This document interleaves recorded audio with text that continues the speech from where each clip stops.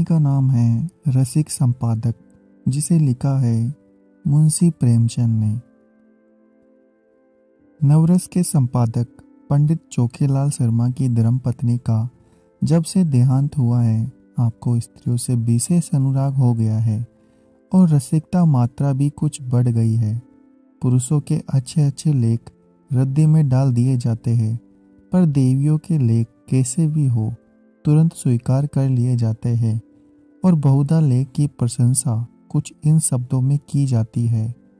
आपका लेख पढ़कर दिल थाम कर रह गया, अतीत जीवन आंखों के सामने मूर्तिवान हो गया, अथवा आपके भाव साहित्य सागर के उज्जवल रत्न हैं जिनकी चमक कभी कम न होगी।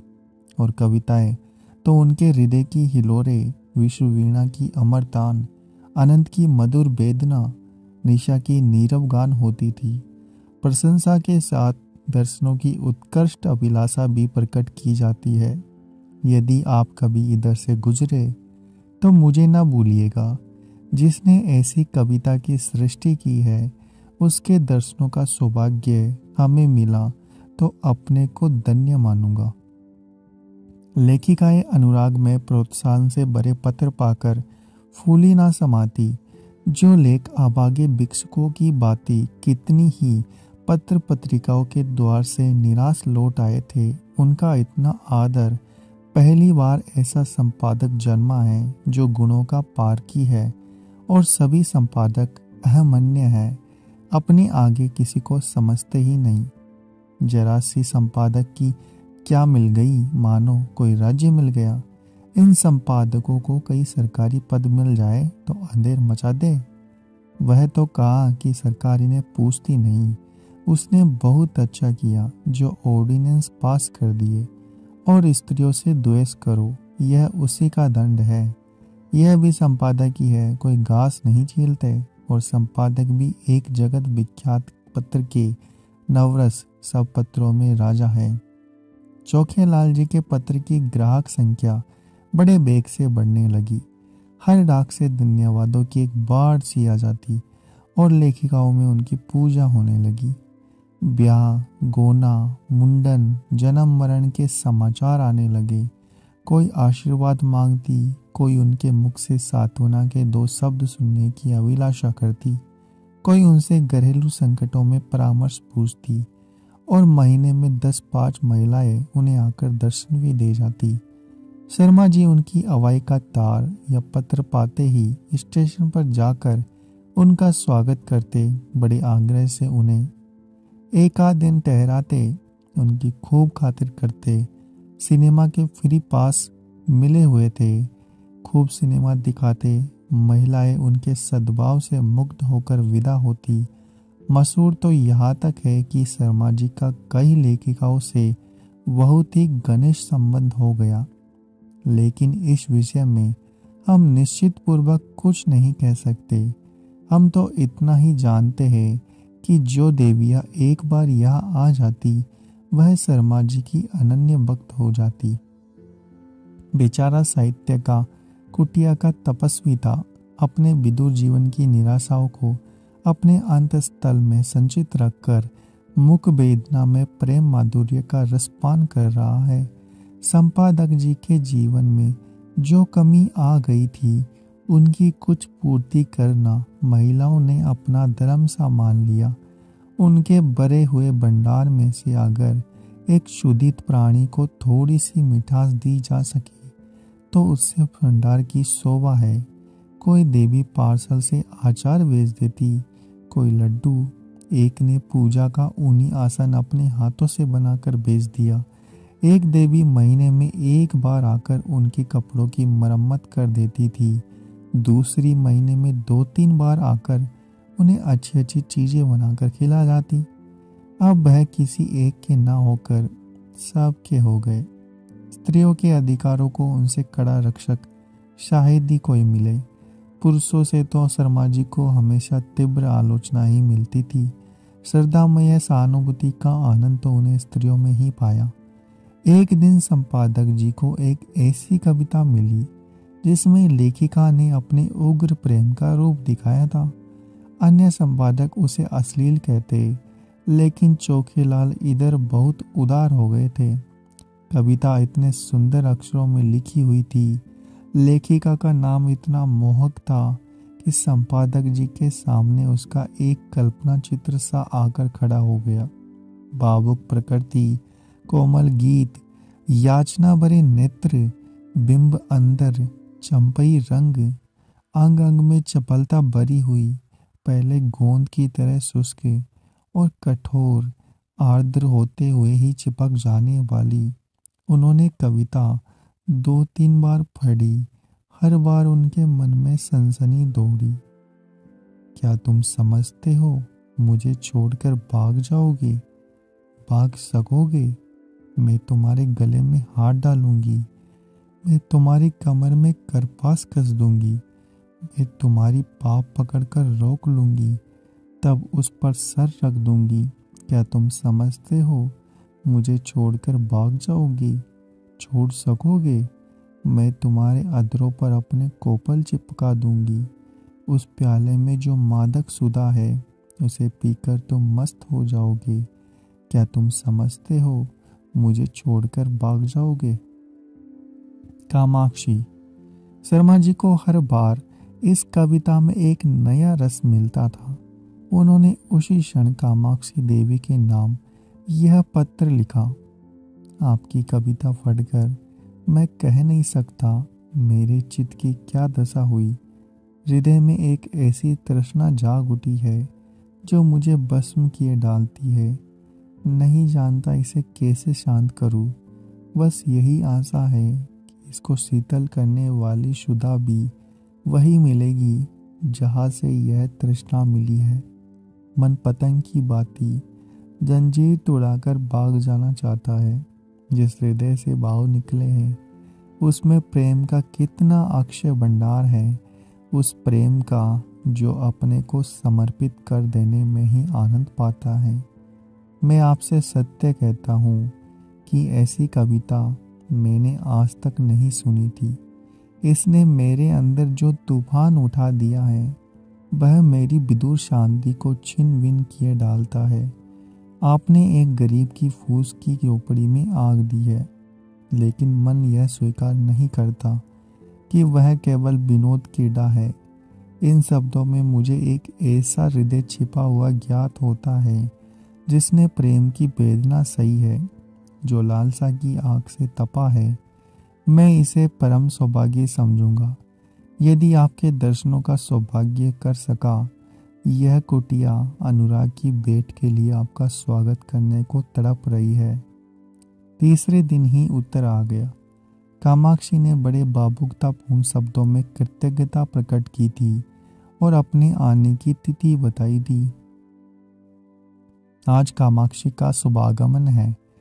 शर्मा जी ने प्रातःकाल हजामत बनवाई, साबुन बेसन से स्नान किया।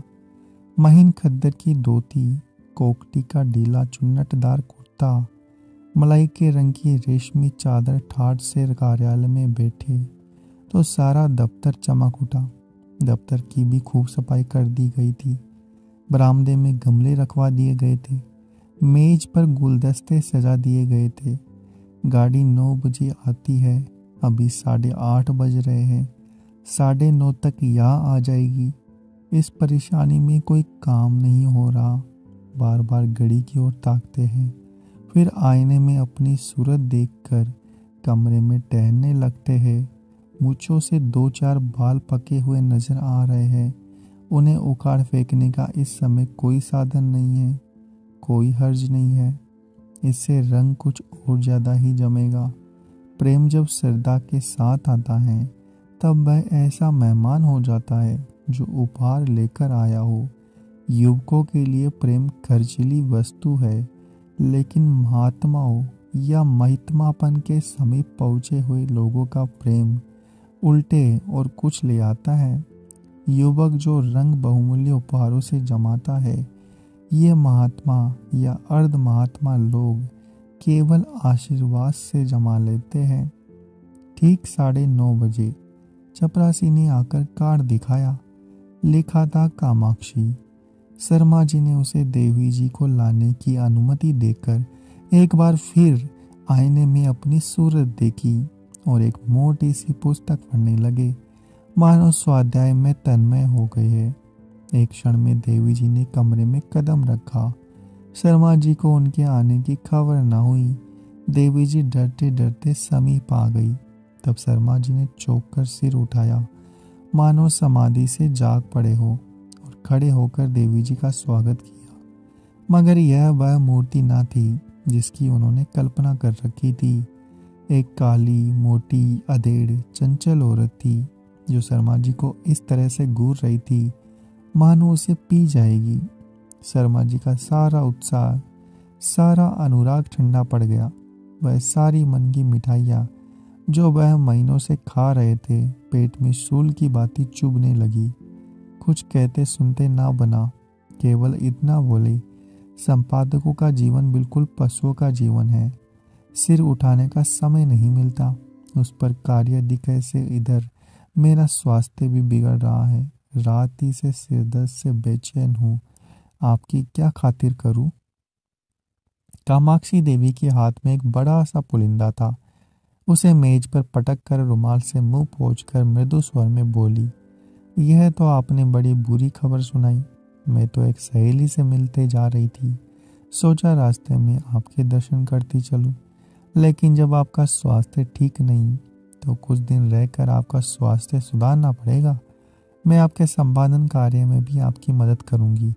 आपका स्वास्थ्य स्त्री जाति के लिए बड़े महत्व की वस्तु है। आपको इस दशा में छोड़कर मैं जा ही नहीं सकती। शर्मा जी को ऐसा जान पड़ा जैसे उनका रक्त प्रवाह रुक गया। दाढ़ी टूटी जा रही है। उस चुड़ैल के साथ रहकर तो जीवन ही नरक हो जाएगा। चली है कविता करने, और कविता भी कैसी, अश्लीलता में डूबी हुई। अश्लीलता तो है ही, बिल्कुल सही हुई, गंदी। एक सुंदर युवती की कलम से वह कविता कामबाण थी। इस डायन की कलम से तो वह प्रणाली की कीचड़ है। मैं कहता हूँ ऐसी कविता लिखने का अधिकार ही क्या है? वह क्यों ऐसी कविता लिखती है? क्यों नहीं किसी कोने में बैठकर राम भजन करती? आप पूछती है मुझे छोड़कर भाग सकोगी? मैं कहता हूँ आपके पास कोई आएगा ही क्यों? दूर से ही देखकर ना लंबा हो जाएगा। कविता क्या है जिसका ना सिर है ना पैर, मात्राओं तक का तो इसे ज्ञान नहीं, और कविता करती है। कविता अगर इस काया में निवास करती है तो फिर गधा भी गा सकता है, ऊंट भी नाच सकता है। इस रान को इतना भी नहीं मालूम कि कविता करने के लिए रूप और यौवन चाहिए, नजाकत चाहिए। भूतनी सी तो आपकी सूरत है। रात को कोई देख ले तो डर जाए, और आप उत्तेजक कविता लिखती है। कोई कितना भी शुदा आतुर हो तो क्या गोबर खा लेगा? और चुड़ैल इतना बड़ा पोथा लेती आई है, इसमें वही प्रणाली का गंदा कीचड़ होगा। उस मोटी पुस्तक की ओर देखते हुए बोले, नहीं नहीं, मैं आपको कष्ट नहीं देना चाहता। वह ऐसी कोई बात नहीं है। 2-4 दिन के विश्राम से ठीक हो जाएगा। आपकी सहेली आपका इंतजार कर रही होगी। आप तो महाशय जी संकोच कर रहे हैं। मैं 10-5 दिन के बाद भी चली जाऊंगी तो कोई हानि ना होगी। इसकी कोई आवश्यकता नहीं है देवी जी। आपके मुंह पर तो आपकी प्रशंसा करना खुशामद होगी, पर जो सज्जनता मैंने आप में देखी वह कहीं नहीं पाई। आप पहले माँ अनुभव है जिन्होंने मेरी रचना का आदर किया। नहीं, मैं तो निराश हो चुकी थी। आपके प्रोत्साहन का यह शुभ फल है कि मैंने इतनी कविताएं रच डाली। आप इनमें से जो चाहे रख ले। मैंने एक ड्रामा भी लिखना शुरू कर दिया है, उसे भी शीघ्र ही आपकी सेवा में भेजूंगी। कहिए तो 2-4 कविता सुनाऊं। ऐसा अवसर मुझे कब मिलेगा? यह तो नहीं जानती कि कविताएं कैसी है, पर आप सुनकर प्रसन्न होंगे। बिल्कुल उसी रंग की है। उसने अनुमति की प्रतीक्षा न की, तुरंत पोता खोलकर एक कविता सुनाने लगी। शर्मा जी को ऐसा मालूम होने लगा जैसे कोई भिगो कर जूते मार रहा है। कई बार उन्हें मतली आ गई, जैसे 1000 गधे कानों के पास खड़े होकर अपना स्वर अलाप रहे हो। कामाक्षी के स्वर में कोयल का माधुर्य था, पर शर्मा जी को इस समय पर भी वह अप्रिय लग रहा था। सिर में सचमुच दर्द होने लगा। वह गद्दी टलेगी भी, यह यूं ही बेटी सिर खाती रहेगी। इसे मेरे चेहरे पर से मेरे मनोभावों का ज्ञान नहीं हो रहा है। उस पर आप कविता करने चलिए। इस मुंह से महादेवी या सुभद्रा कुमारी की कविताएं भी घृणा ही उत्पन्न करेगी। आखिर रहा ना गया, बोली, आपकी रचनाओं का क्या कहना? आप यह संग्रह यही छोड़ जाए, मैं अवकाश में पढ़ूंगा। इस समय तो बहुत काम है। कामाक्षी ने दयाद्र होकर कहा, आप इतना दुर्बल स्वास्थ्य होने पर भी इतने व्यस्त रहते हैं, मुझे आप पर दया आ जाती है। आपकी कृपा है। आपको कल अवकाश रहेगा, जरा मैं ड्रामा सुनाना चाहती थी। खेद है, कल मुझे प्रयाग जाना है, तो मैं भी आपके साथ चलूं? गाड़ी में सुनाती चलूंगी। कुछ निश्चय नहीं किस गाड़ी से जाऊं। आप लौटेंगे कब तक, यह भी निश्चय नहीं। और टेलीफोन पर जाकर बोले, हेलो, नंबर 77। कामाक्षी ने आधे घंटे तक उनका इंतजार किया, मगर शर्मा जी एक सज्जन से ऐसी महत्व की बातें कर रहे थे जिनका अंत ही ना होने पाता था। निराश होकर कामाक्षी देवी विदा हुई और शीघ्र ही फिर आने का वादा कर गई। शर्मा जी ने आराम की सांस ली और उस पोते को उठाकर रद्दी में डाल दिया और जले हुए दिल से आप ही आप कहा, ईश्वर ना करे कि फिर तुम्हारे दर्शन हो। कितनी बेशरम है। आज इसने सारा मजा किरकिरा कर दिया। फिर मैनेजर को बुलाकर कहा, कामाक्षी की कविता कहीं नहीं जाएगी। मैनेजर ने स्तंभित होकर कहा, फार्म तो मशीन पर है, कोई हर्ज नहीं, फार्म उतार लीजिए। बड़ी देर हो गई, होने दीजिए, वह कविता नहीं जाएगी। अगर आपको ये कहानी अच्छी लगी तो हमारे चैनल को सब्सक्राइब करें, वीडियो को लाइक और शेयर करना ना भूलें। कहानी का नाम है रसिक संपादक, जिसे लिखा है मुंशी प्रेमचंद ने। नवरस के संपादक पंडित चोखेलाल शर्मा की धर्मपत्नी का जब से देहांत हुआ है, आपको स्त्रियों से विशेष अनुराग हो गया है और रसिकता मात्रा भी कुछ बढ़ गई है। पुरुषों के अच्छे अच्छे लेख रद्दी में डाल दिए जाते हैं, पर देवियों के लेख